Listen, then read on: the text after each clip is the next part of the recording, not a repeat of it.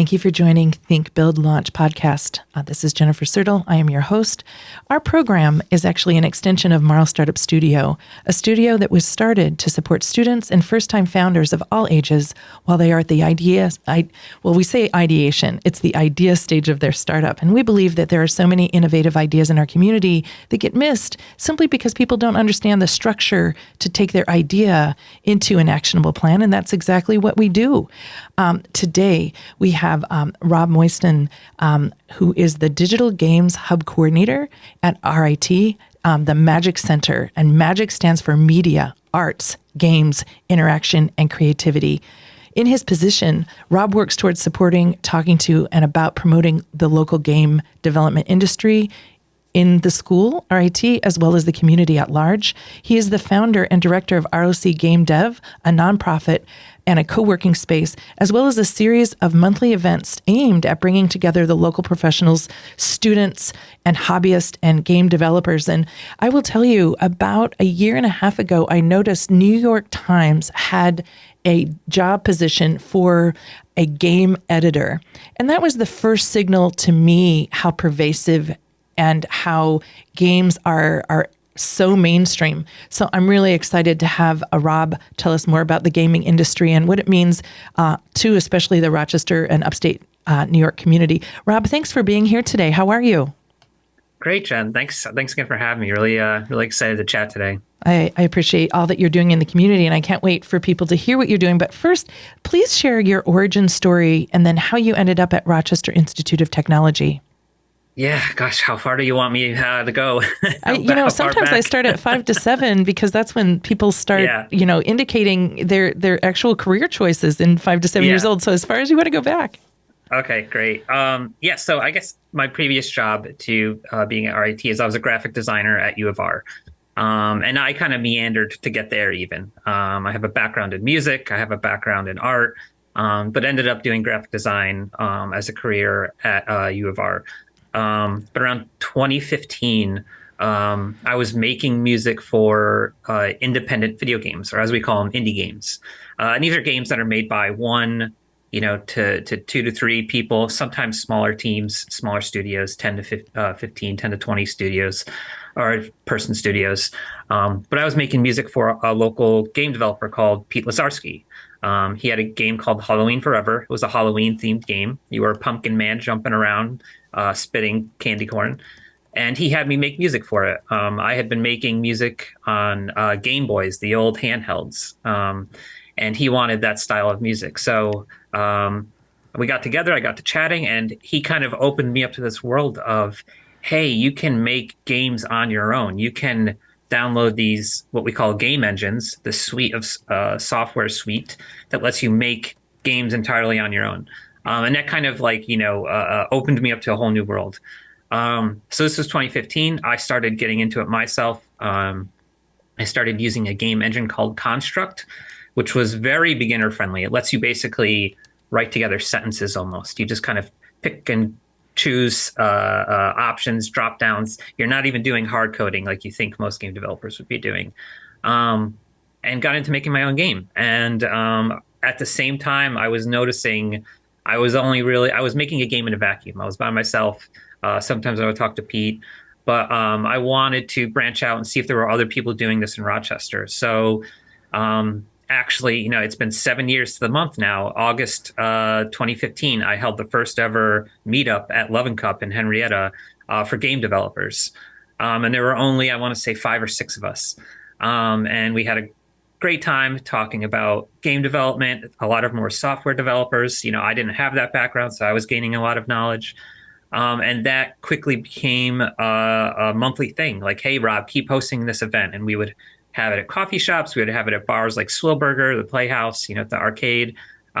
Just some way to keep meeting up and talking about game development. Fast forward to end of 2016, RIT received or applied for a grant called the Digital Games Hub grant. And what the Digital Games Hub grant was, New York State catching on, similar to your story you just told. Oh, hey, this industry it's a thing. We have students studying and getting degrees in this. We have an industry here in New York. We should support this. And so that's where the grant came from. And as part of that grant, RIT put in, they wrote in, hey, we want to hire somebody to help with this. They got wind of what I was doing, and they said, "Hey, you're kind of doing this work already. Do you want to get paid for it? Do you want you want to have a job for it?" So I interviewed for the job, and then at the start of 2017, January 2017, I started my position here at RIT, and the rest is all history from there. What I think is so important about your story, Rob, is that you were so interested in what you were doing that it kind of led to where you are. It wasn't like a goal to be running this. It's just that you were living your passion. And so many times, I think we tell people in entrepreneurship, don't look for something to build something that you love. And so I love that you did that. I also love the fact that you're from U of R and you're working at RIT. And I think that for Rochester to thrive, we need more cross-pollination between the two.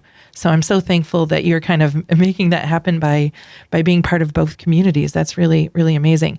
For our listeners, what you may not realize is that not only is, through the Digital Games Hub grant and all of the wonderful work that Magic is doing and the wonderful work that Rob is doing, we have an ecosystem that has some founders. VLAN Ventures, the Gala brothers are from Brighton. And the only time my son was really excited about the work I did is that he found out that I knew the founders of Skylander. And that kind of built that credibility. So I really do think of our region as a vortex, naturally. And now you're actually making a strategic vortex, if you will.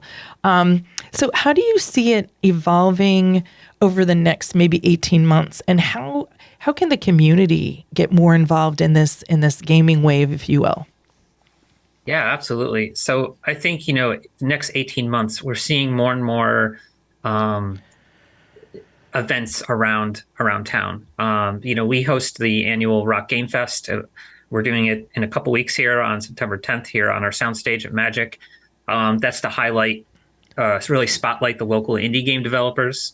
Our good friends at Gamers Nostalgia, which is a arcade of sorts, they're hosting at Sibley Square in October what they call Upstate Uproar, and it's all competitive games, fighting games. I think there's some racing games, but any sort of game that's a competition. They're hosting a big tournament, and that's huge. And that's this is the biggest event they've ever held. I don't think Rochester has seen anything like that before, and it's very grassroots.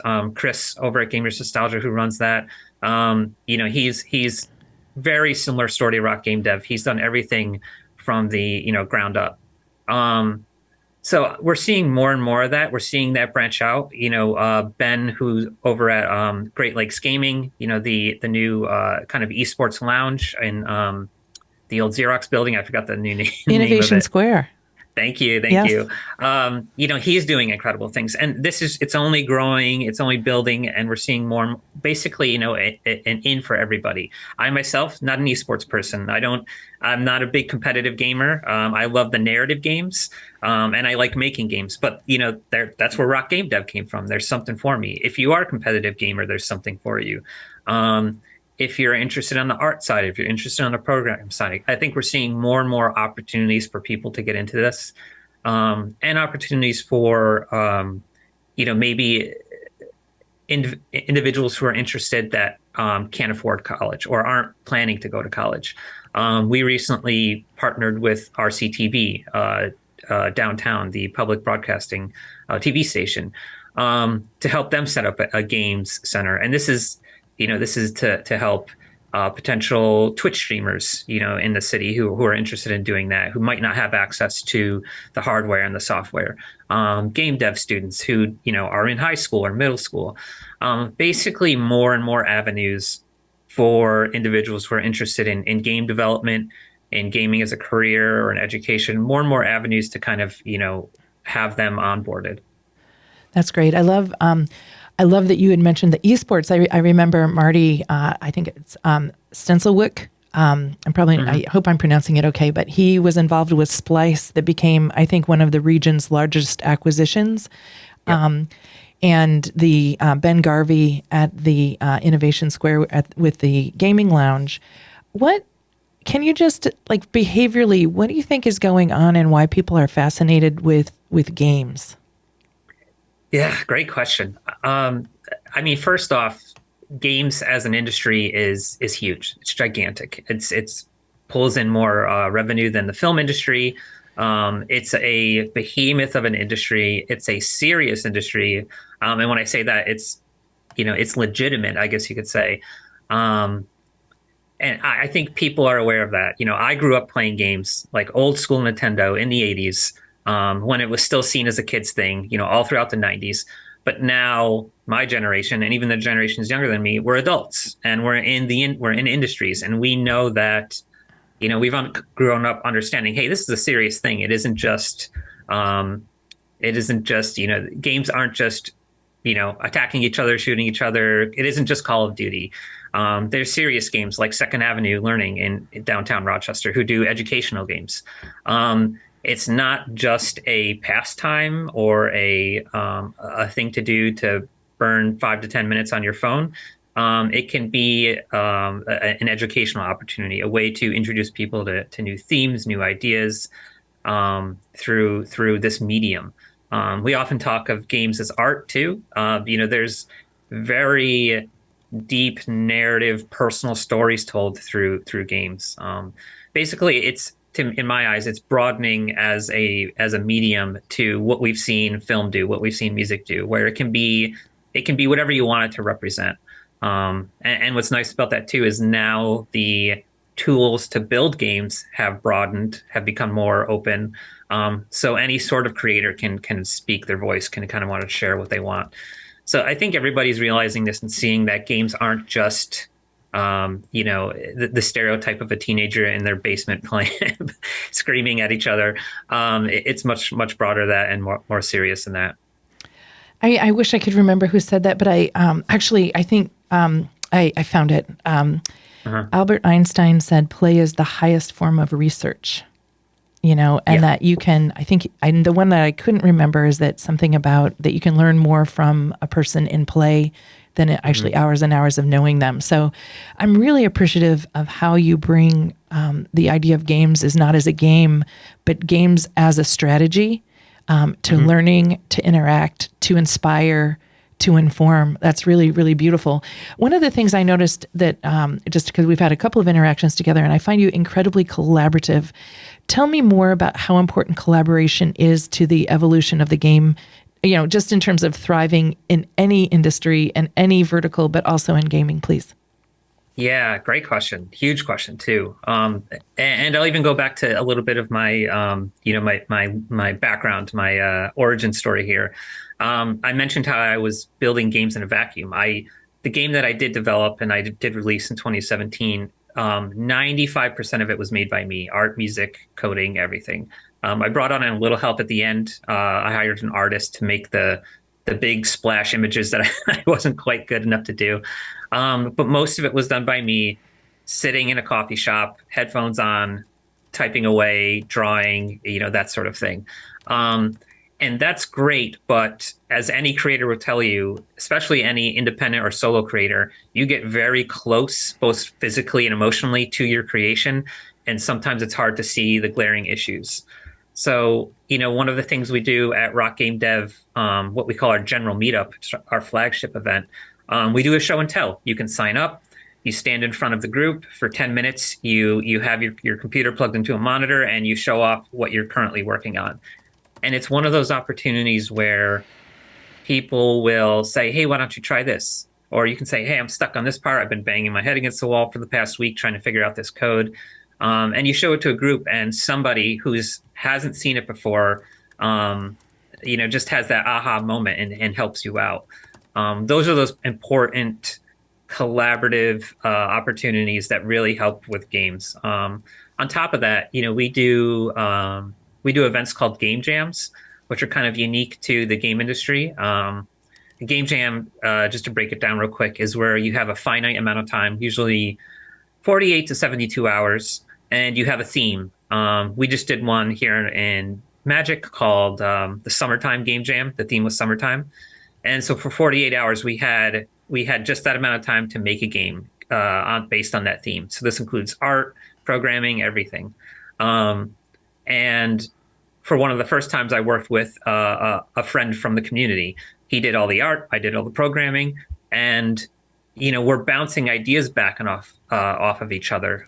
We did it over a Saturday and Sunday. We got to Sunday at like 2 p.m. and realized, you know what, our game isn't working. There's ways to cheat. There's ways that people will just like break the game. And we're like, okay, what do we do? So we had all the art in, we had all the coding in, but now we're collaborating and designing and like reacting and playing and seeing, hey, asking, is this fun? Are we having fun with this game? Huge question in games. And it's hard to ask that question when you're by yourself. Am I having fun? Is it just me reacting to my own creation having fun? Or if I put this in front of somebody else, will they have fun too? So yeah, there's tons and tons of collaboration. Even to the point, I think the game industry itself, especially within itself, we all want to see each other do well. It's not very competitive as far as studio to studio. I know the studios in Rochester have helped each other out. When one of them gets a big client or has like an overflow of work, they've outsourced some of that to the local other studios. It's very supportive of one another. We're not competing in the traditional sense. We want to see each other do well. We want to see each other, have a hit game, release something awesome, get a big client. So we do what we can to support each other in that. There's so much in what you said. I'm going to try and unpack a little bit of it. So First and foremost, don't design in a silo. The other concept of, if you're building a game, you should really enjoy the process. The idea that someone may not enjoy building games is like kind of ironic. So I'm love that you put that. You're also super good at the art of seduction. Are we allowed to know the game that you built? Are we allowed to play the game that you built? What did you build? What's it called? Sure. So the game I built is called A Small Robot Story. Oh. And I started in, as I mentioned, the summer of 2015, published it in December 2017. So that kind of gives you an idea of how long it takes.